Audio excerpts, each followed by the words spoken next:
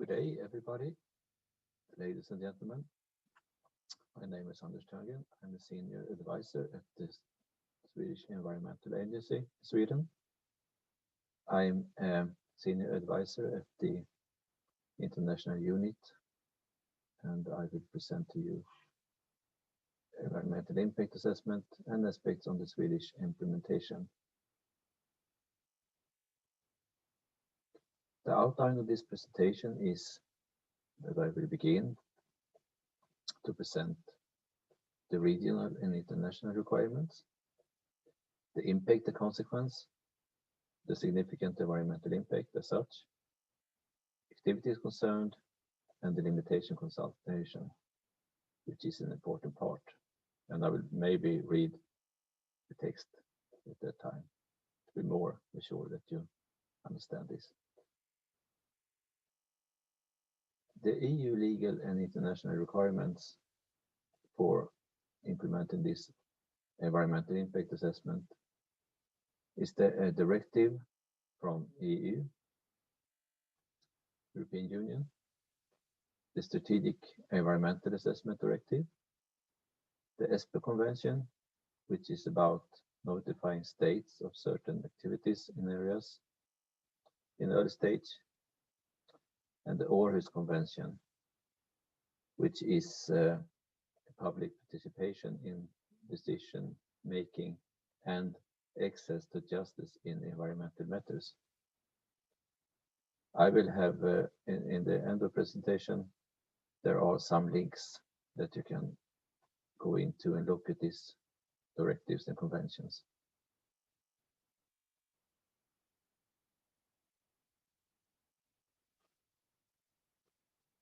The EIA in Sweden has been recently revised due to the fact that we have to implement the amendments to the EIA directive. We've had it before, of course.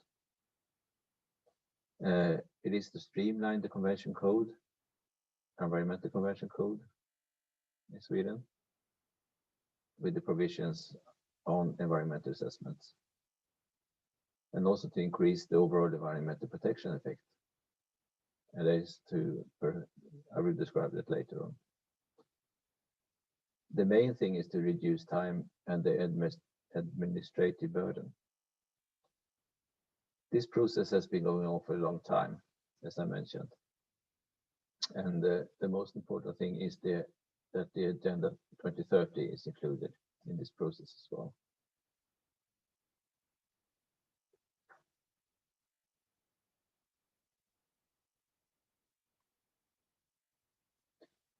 The idea of an environmental aspect or environmental impact assessment is to see the impact of the activity and the effect of it and make adaptation and actions to reduce the consequences. If it's not, the consequence might be, as you see in the lower part of this picture, maybe an overflow or something like that, or something else.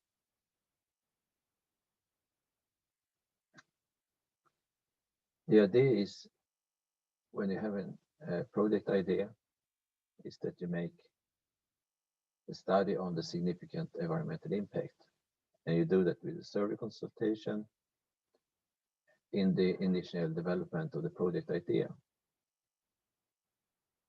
I will describe this further on, and also the later parts of this picture as well.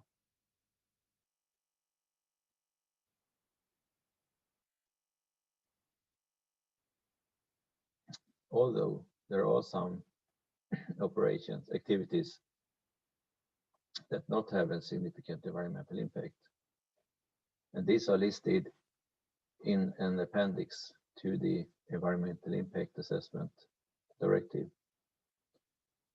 And then you don't have to make an assessment or an EIA.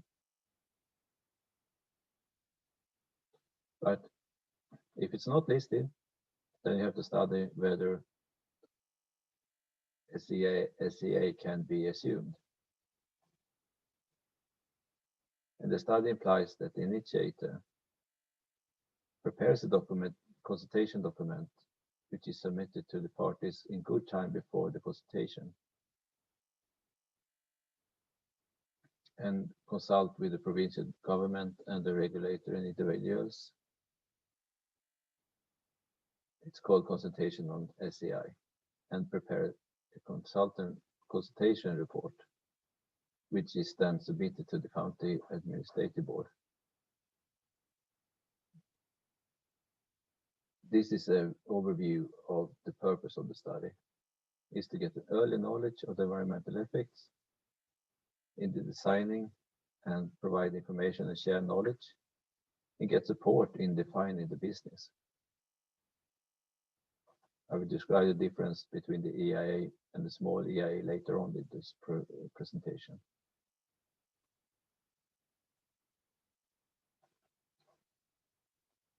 This consultation report is then given to the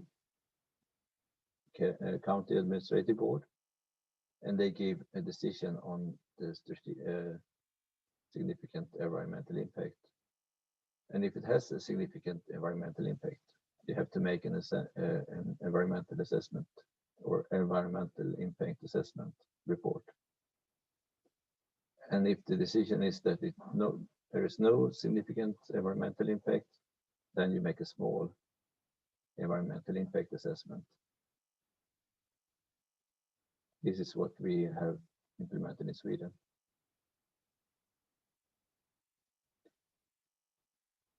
A small environmental impact assessment is not the same formal requirement as for the environmental assessment, as we call it in Sweden, the EIA. The content of a small EIA should describe the significant environmental effects that the activity and measures that can be expected to give. Also to integrate the environmental aspects when planning the business. And the investigation assessed on a case-by-case basis.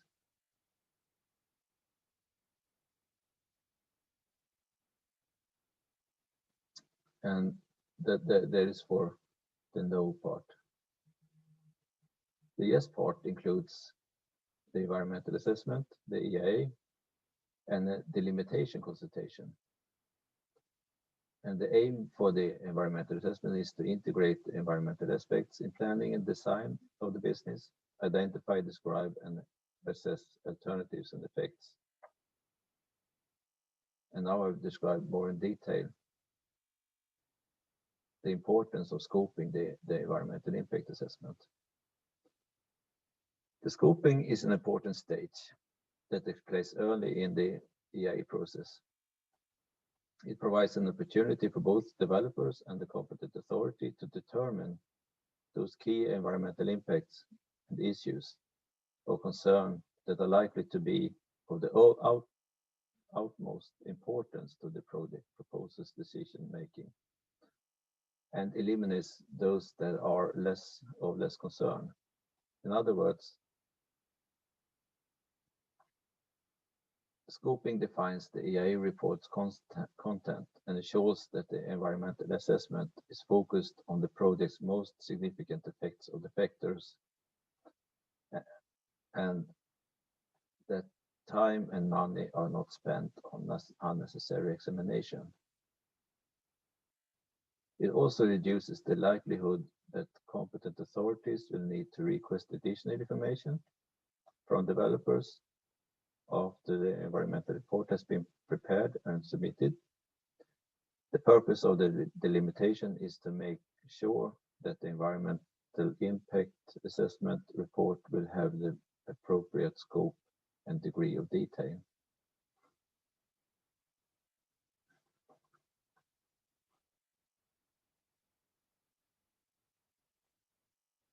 In preparing and conducting a delimitation consulting, strong communication channels between the developer and the competent authority should be established when carrying out scoping. However, when the EIA report scope has been determined by the competent authority or the developer alone, then the resulting content of the assessment may miss some element that are critical to the assessment. In all forms of scoping, consulting, and with environmental authorities, local and regional authorities, other interested parties, and the public forum, important parts of the process is an important part of the process. Consultation during scoping will help to ensure that all of the impacts issues concerns alternatives and mitigation measures which interested parties believe should be considered in the EIA have been addressed. The involvement of a wide range of stakeholders and perspectives can be very important when preparing the scoping opinion. It is important that the developer prepares a preliminary document that includes information on the project's specific characteristics, including location, technical capacity, a brief description of the project's likely impact on the environment.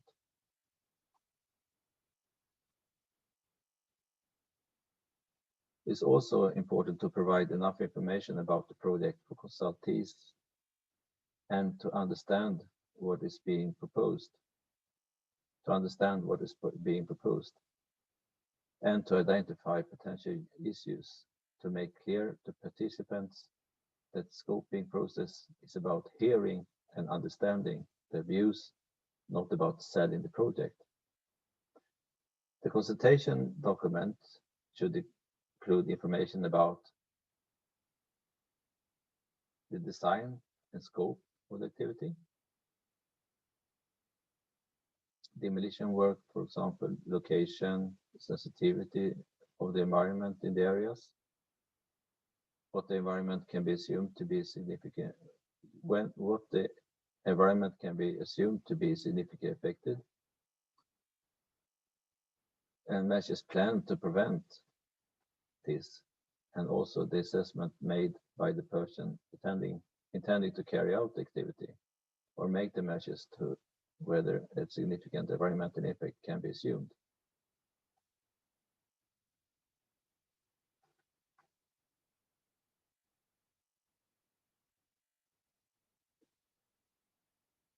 The scoping stage provides the opportunity for developers to ask competent authorities about the extent of the information required to make an informed decision about the project and its effects. These steps involves the assessment and the determination or scoping of the amount of information and analysis that authorities will need. By conducting an appropriate scoping consultation, the environment assessment will be focused on the environmental aspects that are most relevant. Resources are thereby invested in the right areas, and the scope of the environmental impact assessment report can be limited so that the document does not include unnecessary descriptions. And this is very time and cost efficient.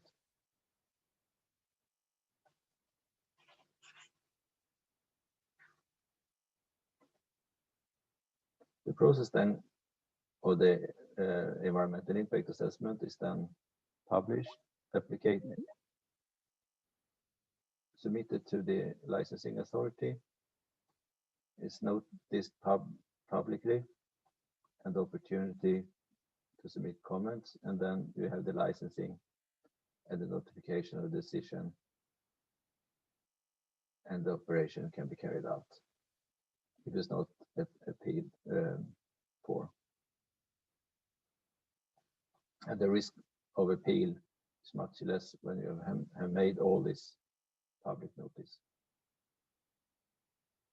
And these are the links for this presentation: the EIA directive, the SEA directive, the ESPA convention, the ORIS convention, and the last one is EIA fast tips regarding all these processes.